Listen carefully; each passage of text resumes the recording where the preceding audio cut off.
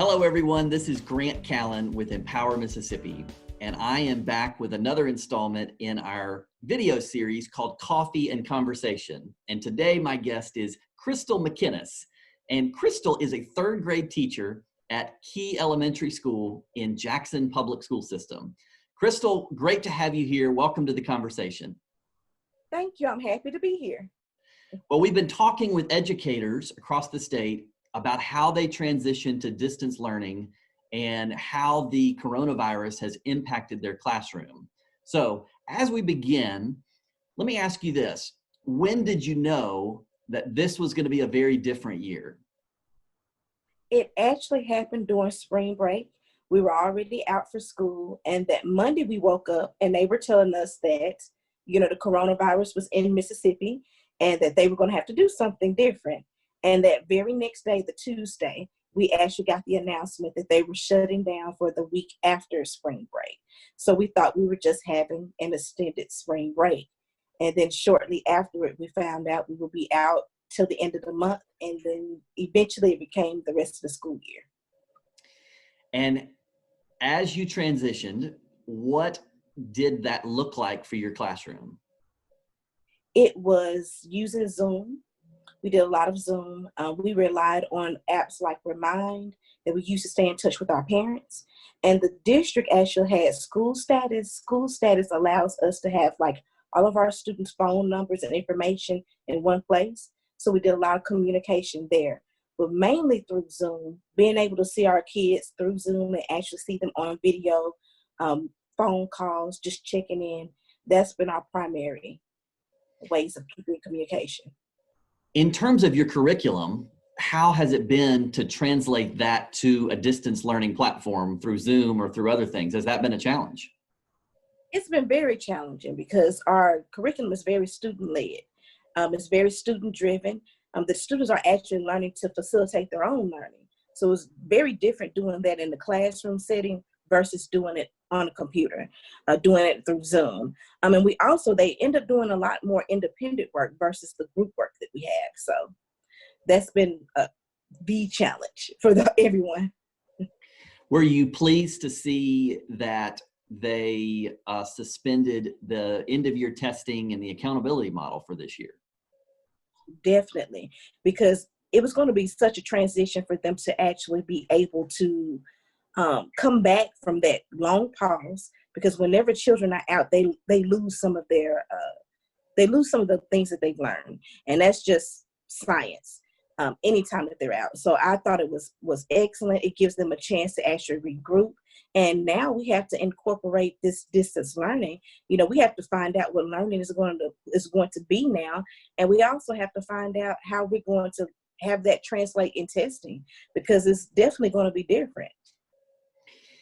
There's no doubt. It's been a lot of change for every student. So as you've talked to these students, how do you think they are adapting to it? Are they doing okay? Has it been challenging for them? Do you think some of them are enjoying it? What are you hearing from students? I think that some of them are enjoying the time at home, but it was very short-lived. To my surprise, most of the children were ready to come back to school. When I talked to them, a lot of them were saying, "Oh, Miss McKinnis, I miss you so much." I think that the parents were definitely challenged. It kind of forces the parent to take a different role, because now they have a more active role in the actual everyday learning of the students. And then the students too, it was very difficult not having that extra hand. For us at our school, we actually have the teacher, and we have teachers' aides. We have academic tutors that come in and help. They're not there the whole time, but there's that extra help. And then the students that need extra academic help, they have those academic tutors pull them. So they were missing that for sure.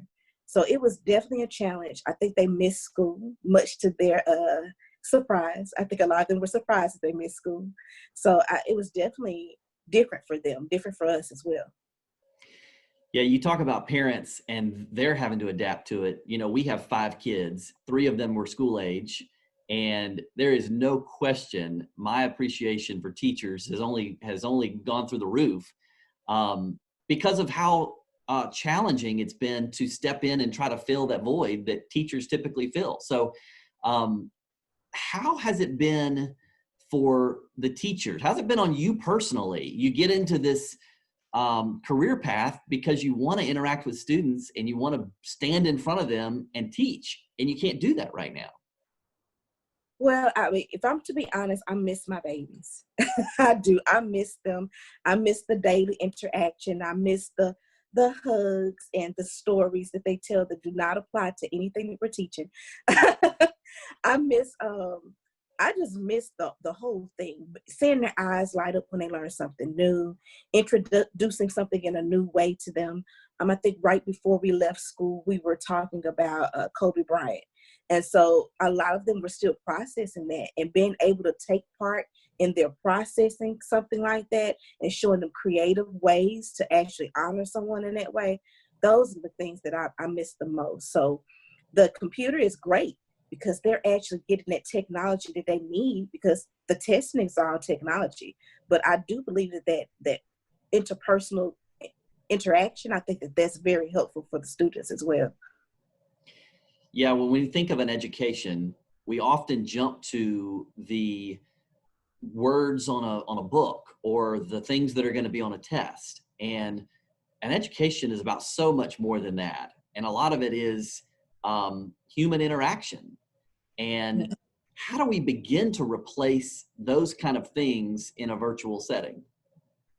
I think Zoom is definitely the way to go. Zoom allows you to actually still see their faces. It allows that interaction.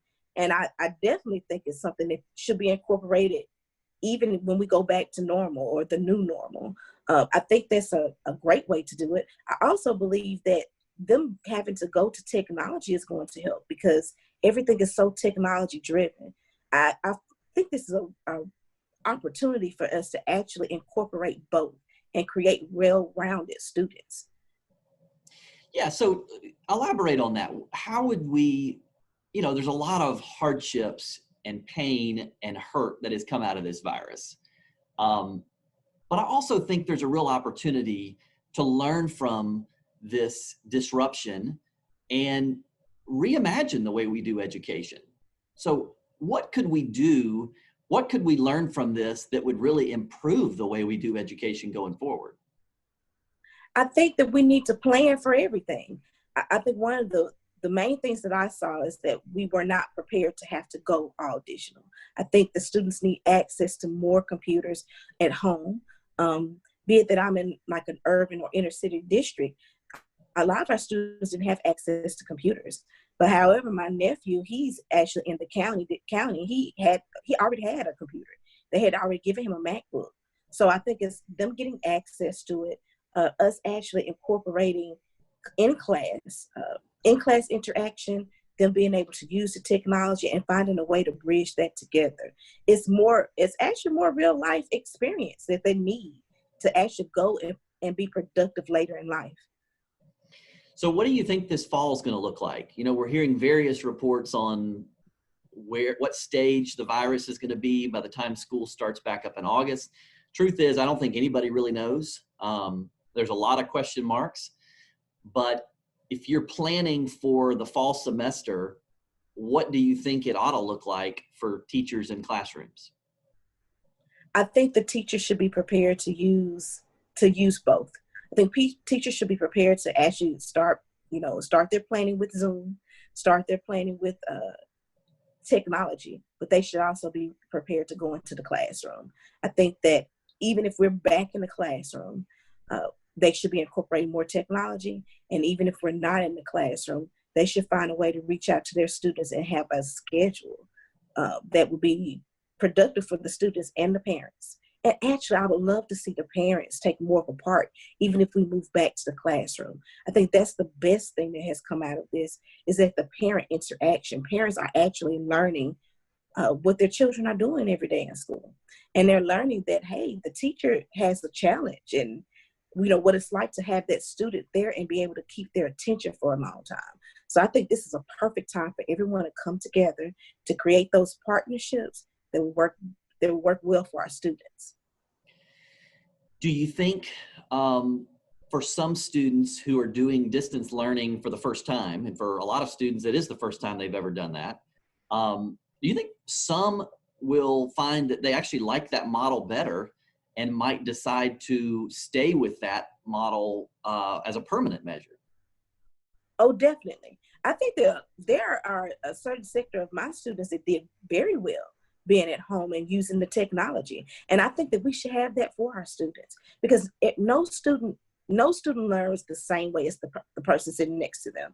And I think that having this option is like super important, because just because I learn better in the classroom doesn't mean that you'll learn better in the classroom. You may definitely learn better from being at home and having that control over the time, because a lot of students have an issue with being able to sit still for long periods of time. And when we're in a classroom setting, it forces them to do that. At home, you can work on a computer for an hour or so, stop, do something else, and come back. We're not afforded that in the classroom. So I think this is actually an opportunity to get that diversified and differentiated learning for our students that they need. Well, I love your optimism, and I share that optimism. You're right. Every student learns in their own way. And I've never thought that a virtual learning environment is the right fit for everybody. And certainly everybody's kind of forced into it right now. But I do think there are kids that setting will work better for them. And it's been interesting just to watch my kids, even though they all have the same genetic makeup, they're so different. And, one of them has really thrived more in a distance learning setting because he can sit with his books, he can focus, he's very driven, and he can get his work done in about half the time he would normally do it in the school day. And then I've got others who really needed the peer pressure and the people standing around them and needed the interaction with their teacher. And so it's just different, depending upon which student and what their needs are. So I guess my final question would be, how do we do this going forward? How do we make sure we provide an education that responds to the needs of individual students, that implements technology, that utilizes parents? What are some of your final thoughts? I think we embrace the change. I think that the students are going to follow our lead. We need to embrace it. We need to sit down and actually have a working communication with the parents, the teachers, and the administration. I think it's going to take everybody working together and input from everybody. I don't think one sector should make all of the decisions, be it the administration or the teachers or even the parents. I think if we come together for our students' sake, I think they can really benefit from this. I think that the world has changed for a reason, that this has been like a reset for everybody. And I think it's going to be beneficial to us in the end. I think that it's going to create more independent students. I think it's going to create students that are able to think under pressure. I think it's going to create students that are able to work in different atmosphere, different environments. So in the end, I really see this being the reset that we needed for everything, including education. Well, that is a great note on which to end. Thank you for your ideas. Thank you for your passion for kids in the classroom. And I love that you're educating the next generation of Mississippi kids. And it's been a delight to have you on in our conversation. And I look forward to seeing you again soon. Thank you for having me.